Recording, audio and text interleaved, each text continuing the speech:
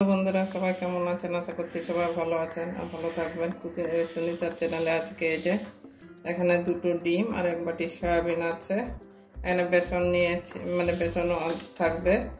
তো এই দিয়ে আজকে ডিম সয়াবিনের তরকারি করব, কিভাবে সেটাই দেখবেন।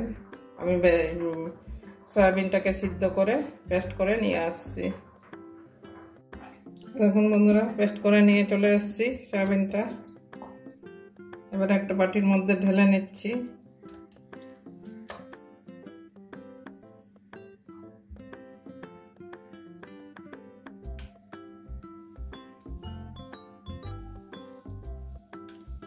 ঠান্ডা করে নিয়েছিলাম, ঠান্ডা করে তারপরে পেস্ট করলাম। এটা আর আপনাদেরকে দেখানো হলো না। সবাই জানি সয়াবিনটা আগে জলে সিদ্ধ করে নিতে হয়, ওই জন্য আর ওই জিনিসটা আপনাদের দেখানো হয়নি।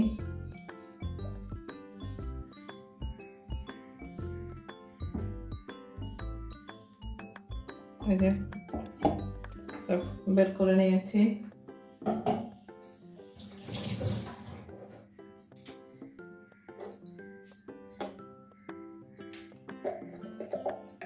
বন্ধুরা, নুন দেওয়া হয়েছিল, দেখাইনি আপনাদেরকে। সয়াবিন যখন পেস্ট করলাম, এবার জিরা গুঁড়ো দিয়ে দিচ্ছি অল্প একটুখানি।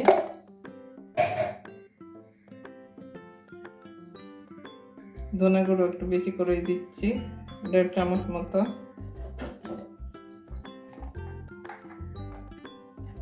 হলুদ দিচ্ছি 1 চামচ।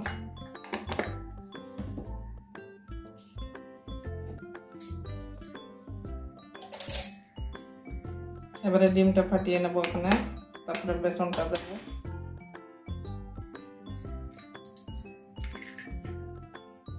সয়াবিন থেকে জলটা ভালো করে নিগড়ে নিতে হয়, তারপরে পেস্ট করতে হয়, নাহলে একটু জল জল হয়ে যায়। দুটো ডিম ফাটিয়ে দিয়েছি।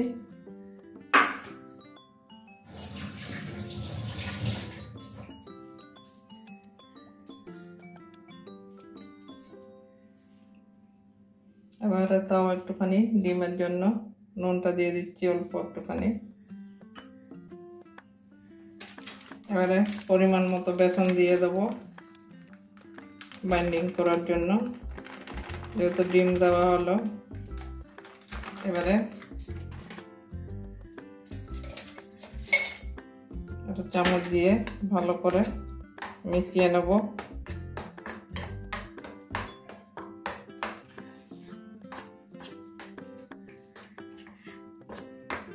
বন্ধুরা, ভালো করে সয়াবিন থেকে জলটা বের করে নিতে হতো, আমার সেরকম চিপে খুব একটা চিপে বের করিনি, তার জন্য এই যে একটু জল জল হয়েছে। এটা ভালো করে ফেটিয়ে নেব। সয়াবিন দিয়ে বেসনটা একটু যাতে দানা দানা না থাকে। আর একটু বেসন লাগবে আমার এখানে।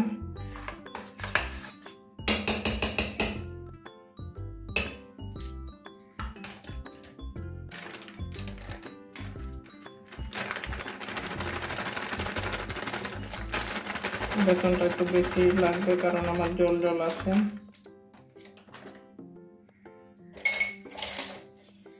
এবারে এই যে এটা দিয়ে একটু ফেটিয়ে নেব, কারণ চামচের মধ্যে দিয়ে হবে না।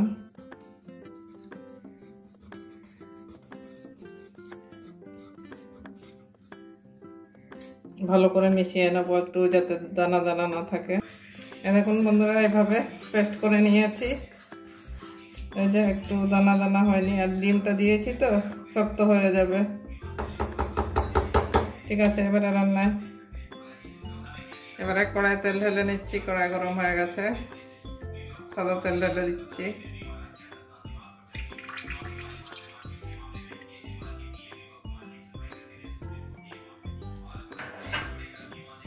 তেলটা গরম হতে দেবো। তেল গরম হয়ে গেছে আমার। এবারে হাত দিয়ে এরকম করে বড়া করে নেব।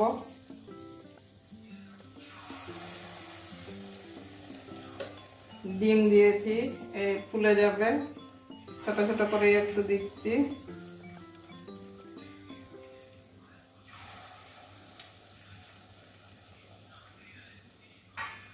যতটা পাতলা মনে হচ্ছে সেরকমও থাকবে না, যেহেতু ডিম দেওয়া আছে, শক্ত হয়ে যাবে।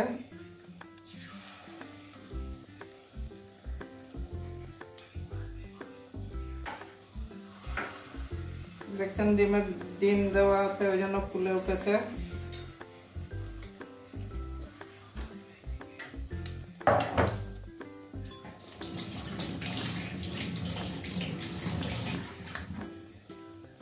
একদম গ্যাসটা লো আঁচে করতে হবে, একদম কমিয়ে রেখে দিয়েছি।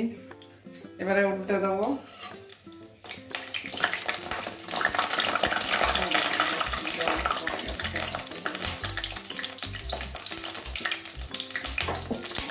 হাতে জল ছিল, জলটা পড়ে গেছে তেলে। এভাবে সবকটা উল্টে দেবো, লাল লাল লাল করে ভেজে নেবো।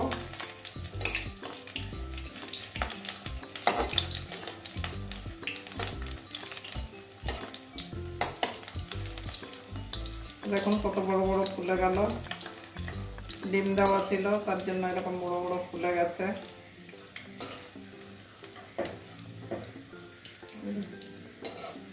এটা বড়া করেও খাওয়া যায়, এমনি শুধু খাওয়া যায়, আবার তরকারি করেও খাওয়া যাবে, দু রকম ভাবেই খাওয়া যাবে।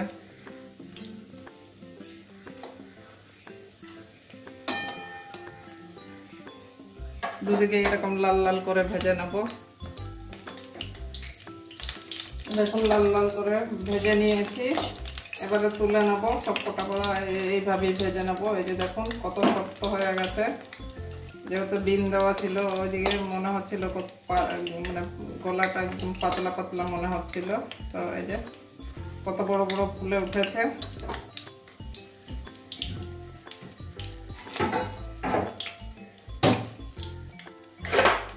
এবারে একটা বাটির মধ্যে তুলে নেব।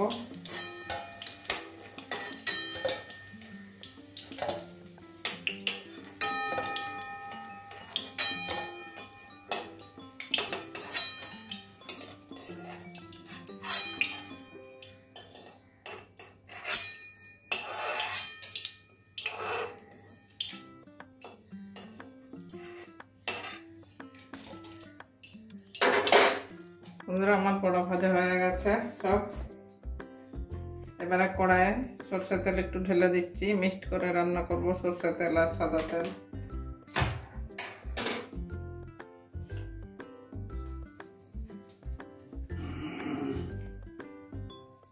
ফোড়নে গোটা জিরে দিয়ে দিচ্ছি,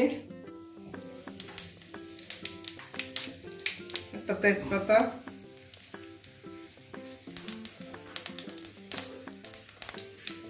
একটা শুকনো লঙ্কা,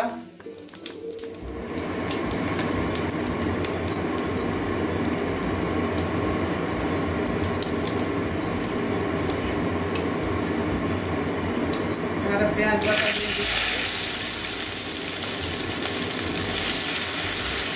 ভালো করে ভেজে নেব পেঁয়াজটা।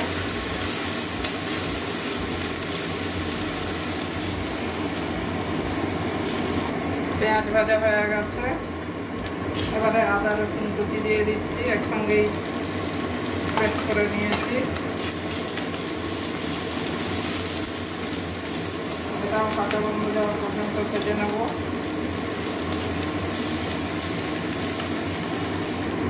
এবারে আদা রসুনের কাঁচা গন্ধটা চলে গেছে, এবারে টমেটো কুচি দিয়ে দিচ্ছি।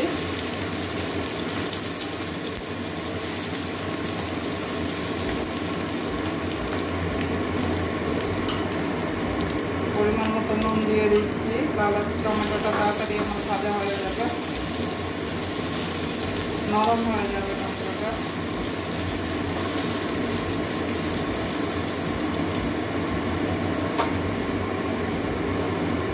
এবারে বাকি মশলাগুলো সব দিয়ে দেবো। জিরে গুঁড়ো 1 চামচ, ধনে গুঁড়ো 1 চামচ দিয়ে দিচ্ছি,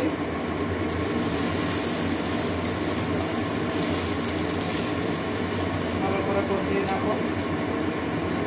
হলুদ দিয়ে দিচ্ছি 1.5 চামচের মতো,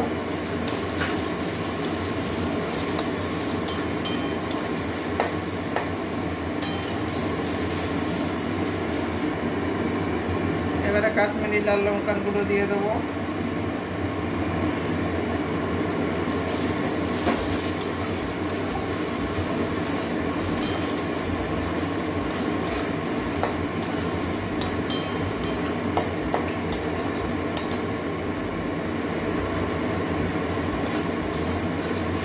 এবারে জল দিয়ে মশলাটা কষিয়ে নেবো, জল দিয়ে দিচ্ছি।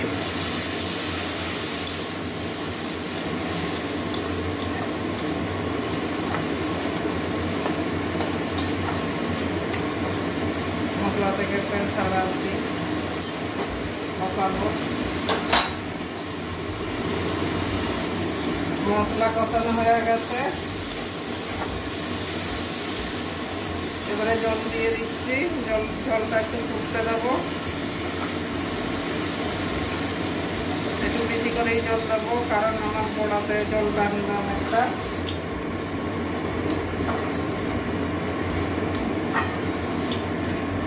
জলটা একটু উষুম হতে দেবো।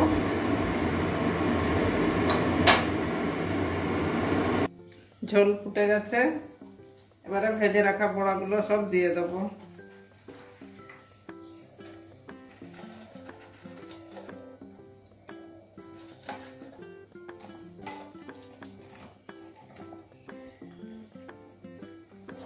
এবারে ঝোলে আরো ফুলে উঠবে বন্ধুরা।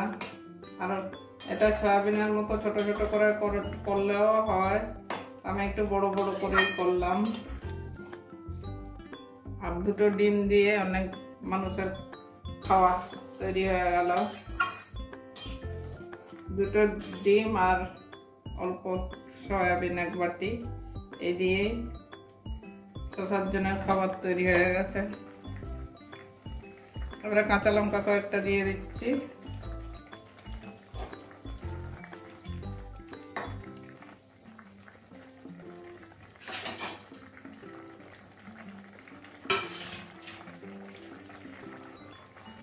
এবারে 3-4 মিনিটের জন্য ঢাকা দিয়ে রাখবো। এবারে ঢাকনাটা খুলছি।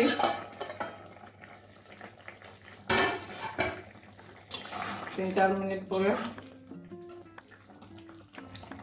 দেখুন বন্ধুরা, একদম নরম হয়ে গেছে, একদম নরম হয়ে গেছে, একদম মানে কি বলবো, যেমন সয়াবিন নরম হয়ে যায় স্পঞ্জের মতো নরম হয়ে গেছে। এবারে একটু গরম মশলা দিয়ে দিচ্ছি উপর থেকে।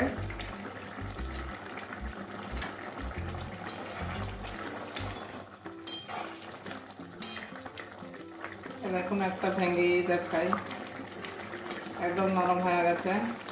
এই যে দেখুন একদম নরম হয়ে গেছে, ভেঙে যাচ্ছে অল্প থেকে। বন্ধুরা এবারে নামিয়ে একটা বাটির মধ্যে ঢেলে দেখাচ্ছি।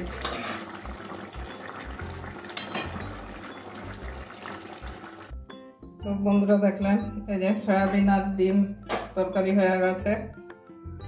তো আপনারা অবশ্যই একদিন এইভাবে বাড়িতে বানাবেন, বানিয়ে খেয়ে দেখবেন, ভালো লাগে। আমরা তো প্রায় এইভাবে তরকারি করে খাই, আপনারা একদিন অবশ্যই বাড়িতে বানিয়ে সবাইকে খাওয়াবেন, তো বাচ্চারা আনন্দ করে খেয়ে নেবে। তো বন্ধুরা আজকের জন্য তাহলে এইটুকুনই, আবার অন্য কোনো দিন অন্য রান্না নিয়ে আসবো। সবাই ভালো থাকবেন। এই বর্ষাকাল, এখন তো হাট বাজারে যাওয়া যায় না, তাই অল্প উপকরণ দিয়ে এইভাবে মানে রান্না করতে হয়। বেশি লোক, যে বাড়িতে বেশি ফ্যামিলি থাকে তাদের জন্য তো খুবই সুবিধা হয়। তো দুটো ডিম আর একটু বেসন আর এক বাটি সয়াবিন দিয়ে এতগুলো লোকের মানে খাওয়া তৈরি হয়ে যায়। তো আপনারা অবশ্যই বানাবেন। তো আজকের জন্য তাহলে এইটুকুনই, সবাই ভালো থাকবেন, টাটা।